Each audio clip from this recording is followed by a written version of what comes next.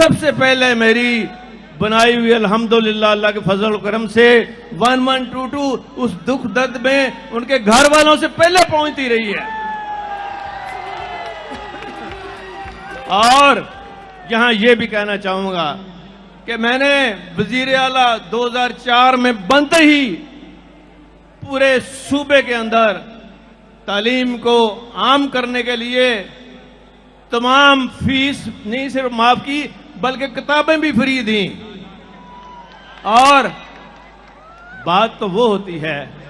कि जो प्रोजेक्ट चल जाए और जिसकी तारीफ अपने ना करें बल्कि वर्ल्ड बैंक के प्रेसिडेंट साहब वुल्फर्स हर साल नेशनल उनकी जो वर्ल्ड बैंक की मीटिंग होती थी मेरा नाम लेके कहता था मैं बाकी